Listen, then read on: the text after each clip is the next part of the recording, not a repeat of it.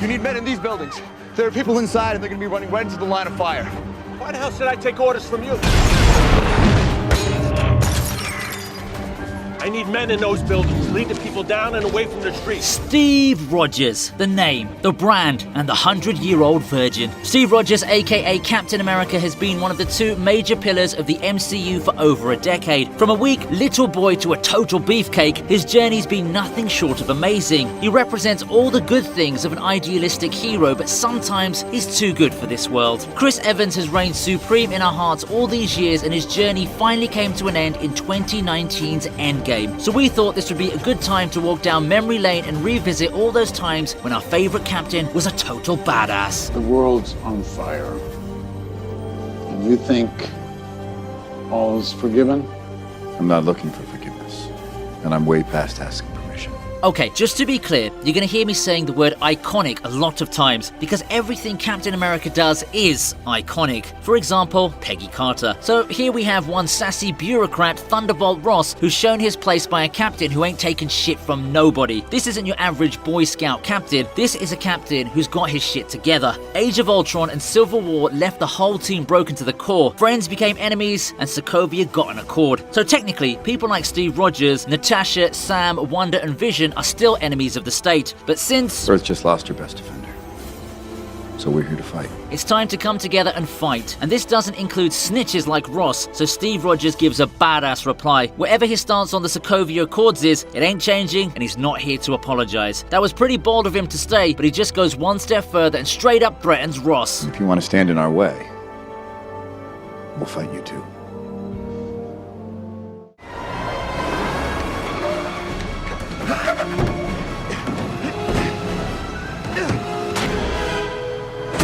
Steve Rogers doesn't need any weapon to be a badass, and I'm not pointing any fingers there at Iron Man. May his soul rest in peace. Steve Rogers is someone who's a hero all along, but just needed a push of a super soldier serum. But now that he's transformed into every high school girl's dream, he can show it off with some mad running and swimming. Steve's now Usain Bolt and Michael Phelps combined together. Super soldier serum mixes the best of gold medal athletes, and you can't fight me on this one now. Captain America runs, braves bullets, hangs onto a running taxi, runs again, gets a green light from the drowning kid, runs some more, and does some jumping too. Seriously, nothing can stop this guy. Not bullets, and definitely not the fact that he's chasing a freaking submarine underwater. When it looked impossible, when it seemed the Hydra agent finally got away, Steve Rogers pushed through and got him on the ground. It's too bad it's just for show because the agent killed himself anyway. Looks like the serum doesn't work on brains now, does it?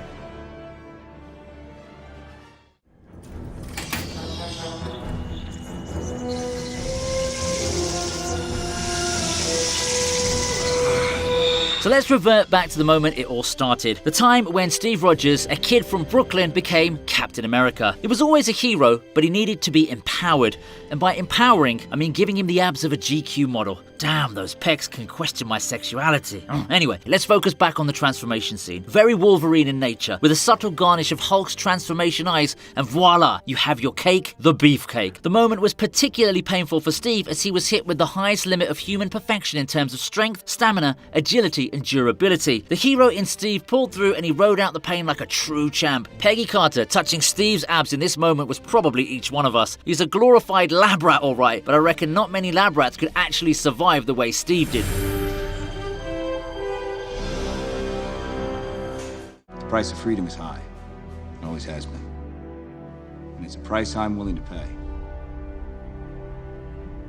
And if I'm the only one, then so be it. Out goes superhero Steve, in comes TED Talk Steve. Winter Soldier is one of the better made films in the MCU because the conflict here is so real. It doesn't feel like a normal MCU movie, and that's why critical moments like these are so memorable. This is also the moment the whole of S.H.I.E.L.D. came to realize that they'd been working for Hydra all along. A true leader doesn't get bogged down in crises like these, and Steve, of course, is a true leader. He gives an impassioned speech that, let's just say, was way too dramatic for a comic book movie. As a true blue American soldier, Steve Rogers stands for freedom and for human rights, and the way he calls for people to stand up to Hydra is just phenomenal. Even when Captain America isn't fighting, he delivers these cool moments. Did you write that down first?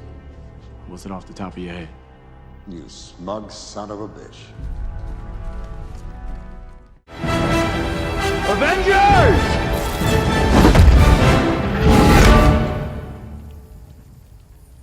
Assemble. Remember how I said you're going to hear the word iconic a lot? Well, this one is definitely iconic, let me tell you this. Avengers Assemble is a staple of Marvel Comics. It's been decades since Thor first let the battle cry go in 1964. After that, Captain America wholeheartedly embraced it in the cover of issue 16, and from that moment, it's always been iconic. Fans of the movies have been waiting for this line ever since the Avengers came out in 2012, but as they say, good things come to those who wait. And we waited with bated breath for 7 years. So when the moment finally arrived, we were over the moon. The blip is reversed, the heroes return, and Thanos arrives with his army. The entirety of the Avengers versus the inevitable Thanos. It was a battle for the ages, but it all started with one iconic battle cry. Grenade!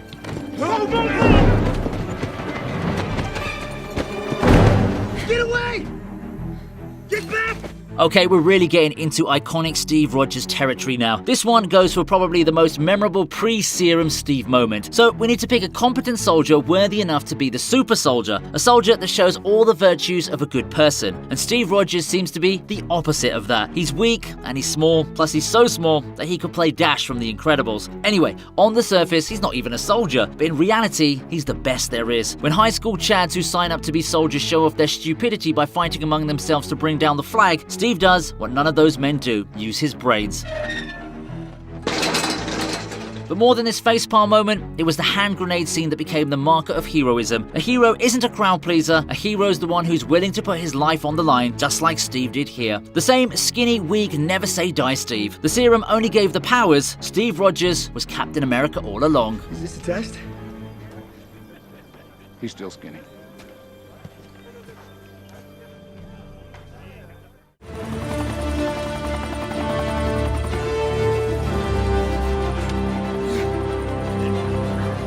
Okay, I'm hungry now. Did anyone order a beefcake? Oh, it's just Steve Rogers flexing his biceps. Right, so Bucky's hella mad with all of that brainwashing, so he's just decided to take off. But his boyfriend doesn't want to let go. So Steve comes out of nowhere and runs down the pitch and just grabs the helicopter as it prepares to take off. And then he shows some captaincy material. A body sculpted like a fine European statue. Steve grabs the helicopter in one hand, grabs the helipad in the other, and just doesn't let Bucky go. Bucky tries his best to fly away, but the way he looks at Rogers, the sexual tension, man, is real there. Although I did try to use this moment to inspire my ass to head down to the gym, I quickly realised that a fat Thor chugging down beers and playing Fortnite in Endgame is actually my true spirit animal. Listen, buddy, if you don't log off this game immediately, I'm gonna fly over to your house, come down to that basement you're hiding in, rip off your arms, and shove them up your butt!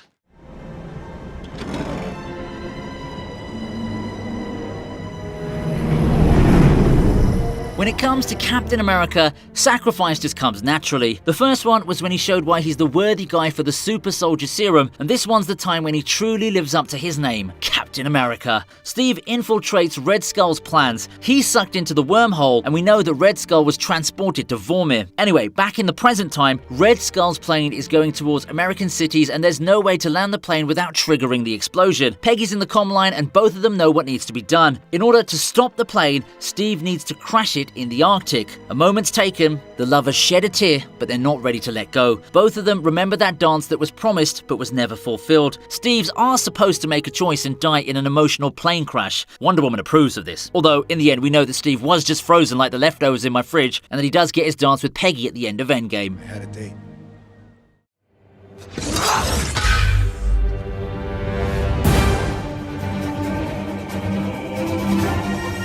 When you see a powerful witch and an all-powerful robot relieved to see a man with a beard standing, you know it's the real deal. The entrance of Captain America in Infinity War was all sorts of cool moments put in a blender and then amplified like by 10 times. When the Black Order's on the verge of winning, even the strongest of Avengers look to Steve Rogers for help, and the man delivers. Every single time. Like a true badass, Captain America comes out of the shadows and saves the day right in time. Although he did have Natasha and Sam with him, seeing Steve Rogers in a fight instantly makes everything better. You suddenly start believing that you can win even though he's just a man. Such is the power of Cap. Also, how cool was that beard? I almost didn't shave for like 6 months to look like him, only to end up looking like a meth dealer from some dark alleys.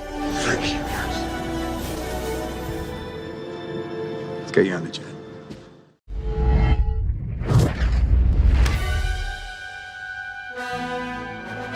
Woohoo! The big moment. The big, iconic moment. Probably the biggest moment in the history of big moments. ever. Captain America finally lifts Mjolnir. We guessed all along that the captain was worthy, and our wish finally came true. When everything's done and dusted, when everything's lost in front of Thanos, there rises a hero like no other. The hero who's never leaving the field. The man who's gonna die trying. Steve Rogers finally summons Mjolnir and voila! It moves, the thunder starts sparking, and bam! The hammer comes to the captain as if it belonged to him all along. So Steve Rogers trying to lift Mjolnir in Age of Ultron and giving up quickly was just him being the nice guy saving Thor's ego. But here, it's the battle for the universe and Thor was the happiest person in the world. Thor's entry in Wakanda may have resulted in thunderous applause in the theater, but when Captain America picked up Mjolnir, the theater became a stadium. I knew it.